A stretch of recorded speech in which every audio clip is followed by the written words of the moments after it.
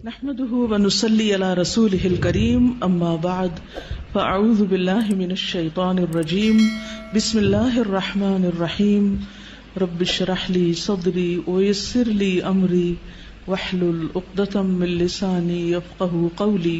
پھر ہے نماز میں سورۃ الاخلاص کی تکرار۔ یہ بھی کسی نے سوال کیا تھا آپ میں سے۔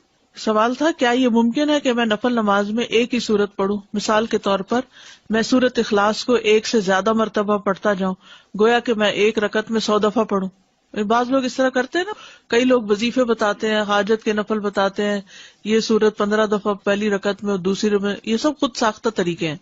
الحمدللہ ایک ہی رکعت میں یا 2 رکعت میں کسی سورت کو بار بار لوٹا کر پڑھنے میں کوئی حرج نہیں ہے، کوئی اس میں منع نہیں کیا گیا کہ 2 دفعہ نہیں پڑھ سکتے، 3 دفعہ نہیں پڑھ سکتے۔ خاص طور پر قل هو اللہ احد، کیونکہ اس کی بہت عظیم فضیلت ہے، کیونکہ یہ سورت توحید اور رب تعالیٰ کی صفات پر مشتمل ہے۔ امام بخاری نے روایت کیا کہ ابو سعید خدری سے روایت ہے کہ ایک آدمی نے دوسرے آدمی سے سنا کہ وہ قل هو اللہ احد بار بار پڑھ رہا ہے۔ جب صبح ہوئی تو اس نے رسول اللہ صلی اللہ علیہ وسلم کی خدمت میں حاضر ہو کر اس واقعے کا ذکر کیا، گویا وہ اس عمل میں کوئی بڑا ثواب خیال نہ کرتا تھا۔ تو رسول اللہ صلی اللہ علیہ وسلم نے فرمایا، مجھے اس ذات کی قسم جس کے ہاتھ میں میری جان ہے، یہ سورت قرآن کی 1/3 کے برابر ہے۔ لیکن 2 کاموں سے بچنا ضروری ہے تکرار میں۔ نمبر 1، گنتی معین نہ کریں کہ 10 دفعہ ہی پڑھنی ضروری ہے۔ ان میں سے ایک یہ ہے کہ تکرار معین گنتی کے ساتھ نہ ہو۔ اگر وہ معین کر لے گا، یعنی فکس کر لے گا، وہ نہ اس سے زیادہ پڑھے گا نہ کم، تو یہ بدعت ہوگی، کیونکہ یہ خود ساختہ طریقہ ہے، خود ایجاد کیا، لوگوں کو پابند کیا۔ یعنی کچھ لوگ اس طرح کی چیزیں لکھ کر عام کر دیتے ہیں یا دوسروں کو کہتے ہیں 3 دفعہ لازمی پڑھنا ہے۔ مذکورہ حدیث میں گنتی کی تعین نہیں، نہ ہی یہ سلف سے معروف ہے، اور جو چیز شریعت میں متعین نہیں اس کی تعین جائز نہیں، اس کا بغیر کسی تعین کے مطلق ہونا جائز ہوگا۔ جیسے لوگ کہتے ہیں نا کتنی دفعہ آیت کریمہ پڑھیں، وہ کہیں نہیں بتایا گیا کتنی دفعہ، جتنا سہولت سے پڑھ سکتے ہو۔ حضرت یونس علیہ السلام کے بارے میں کچھ نہیں ملتا کہ انہوں نے 100 دفعہ پڑھا یا 1000 دفعہ پڑھا۔ اصل بات یہ کہ پڑھنے کی کوالٹی کیا ہے، یہ زیادہ امپورٹنٹ ہے۔ نمبر 2، اسے عادت نہ بنایا جائے کہ مثلا ہر روز فجر کی نماز میں آپ پہلی رکعت میں 20 دفعہ، دوسری میں 15 دفعہ قل هو اللہ پڑھ رہے ہیں، یہ نہیں ہونا چاہیے۔ انسان جب بھی رات کو قیام کرے تو ایک سورت کے بار بار پڑھنے کو عادت نہ بنا لے کہ آپ دیکھیں کہ کوئی شخص ہر رات ایک ہی سورت پڑھتا ہے اور اسے تبدیل نہیں کرتا، یہ بھی مشروع نہیں، نہ سلف صالحین کے عمل میں سے ہے۔ بس جب وہ اس کام کو کرنا چاہے تو کبھی کبھار ہی کرے، اس پر دوام نہ کرے۔ اس کو چاہیے کہ سنت کے عمل کو اور اس کام کو عادت بنائے جس پر پہلے لوگ عمل کیا کرتے تھے۔ وہ ہر رکعت میں سورۃ الفاتحہ کے ساتھ کوئی ایک سورت پڑھے یا کسی سورت کا کچھ حصہ پڑھے، اور تکرار کرنا جو ہے وہ کچھ افضل نہیں ہے، اگرچہ پڑھنے میں کوئی حرج نہیں، لیکن اس میں کوئی ایسا نہیں کہ یہ زیادہ ثواب کا کام ہے۔ اوکے، کیونکہ آپ نے اسی کی فضیلت بتائی نا کہ وہ تو 1/3 قرآن کے برابر ہے، تو سورت کو معمولی کیوں سمجھتے ہو؟ اور تکرار سے منع نہیں کیا تھا، لیکن تکرار فکس کرنا جو ہے اپنے پاس سے وہ ٹھیک نہیں۔ سورہ ملک ہم عشاء کے آخری 2 رکعت میں پڑھ سکتے ہیں؟ جی پڑھ سکتے ہیں، چاہے فرضوں میں پڑھیں چاہے نفلوں میں پڑھیں، تو وہ اس کی تلاوت کا وہ حق ادا ہو جائے گا انشاءاللہ۔ لیکن اس کو لازم اس وقت پابند نہ کر لیں اپنے آپ کو، کبھی اس میں پڑھیں کبھی نہ بھی پڑھیں۔ ابھی ہم نے پڑھا تھا کہ حضرت عثمان رضی اللہ عنہ نے رکوع کے پہلے پڑھنی شروع کی تاکہ جو ہے ان کو رکعت مل جائے لوگوں کو، تو اس صورت میں سورہ فاتحہ تو مس ہو گئی، تو پھر ہمیں رکعت ریوائز کرنی پڑے گی، ریپیٹ کرنی پڑے گی؟ نہیں، جب وہ آئے گا لمبا ہو جائے گا نا، جیسے ایک رکعت ویسے تو چھوٹی ہو جاتی ہے، لیکن اگر قنوت پڑھنی شروع کی تو لمبی ہو گئی رکعت، جی، تو وہ پھر سورۃ فاتحہ آ کے پڑھ لے گا اپنی، کیونکہ رکعت لمبی ہو گئی ہے نا۔ اچھا، وہ خود سے پڑھ لیں گے؟ خود سے پڑھ لے گا نا، ٹھیک ہے۔ امام کی اگر مس بھی ہو جائے اور انسان خود سے پڑھ لے تو نماز ہو جائے گی۔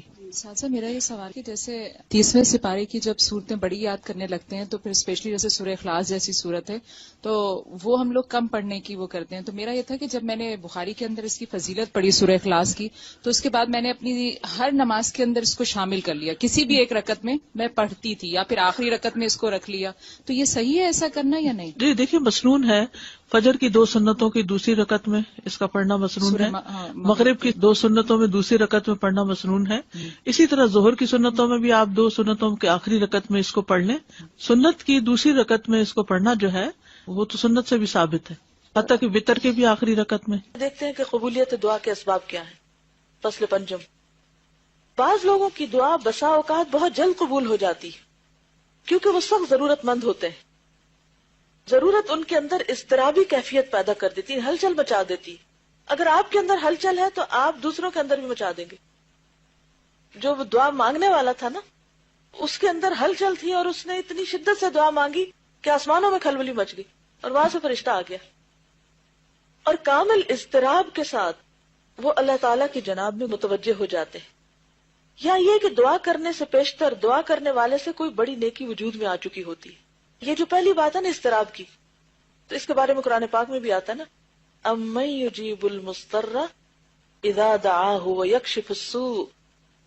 تو جو مضطر ہوتا ہے نا، بے قرار ہوتا ہے، بے چین ہوتا ہے، اور اس بے قراری میں اپنے رب کو پکارتا ہے، لوگوں کو نہیں، اپنے رب کو پکارتا ہے اور تڑپ تڑپ کے پکارتا ہے، رو رو کے پکارتا ہے، تو رب سنتا ہے. اور اگر یقین نہیں تو اللہ تعالیٰ پوچھتے ہیں امن یجیب المضطر، یا کون ہے پھر وہ جو مضطر کی دعا سنے، بے قرار کی دعا سنے، بے قرار کو جواب دے. کوئی انسان ایسا نہیں کر سکتا، کوئی اور مخلوق نہیں کر سکتی. وَيَكْشِفُ السُّوءَ، اور دور کر دے تکلیف کو. تو یہاں پر نمبر 1 لکھ کے نا اضطراب لکھ لیں، تاکہ آپ کو یاد رہے کہ دعا کی قبولیت کے لیے مجھے اپنے اندر اضطراب پیدا کرنا ہے. علامہ اقبال نے بھی اس کی دعا مانگی تھی نا آپ کے لیے. کیا؟ خدا تجھے کسی طوفان سے آشنا کر دے کہ تیرے بحر کی موجوں میں اضطراب نہیں. اب اتنے سکون میں ٹھنڈے ہیں. میں سوچ رہی تھی جن دنوں میں میں آئی تھی، تو میں سوچ رہی تھی ان دن کو حالات بڑے پریشان کن تھے، سب کے چہروں پہ پریشانیاں نظر آتی تھیں، اور ہر کوئی اس بات کی تلاش میں تھا کہ کوئی چیز ہو کہ ہم کریں، کچھ پڑھیں کہ ہماری پریشانی دور ہو. اور پھر مجھے لگتا ہے کہ لوگوں نے بڑے دل سے دعائیں کی، تو اللہ تعالیٰ نے رحمت کی، اور آج کل ذرا سکون ہے.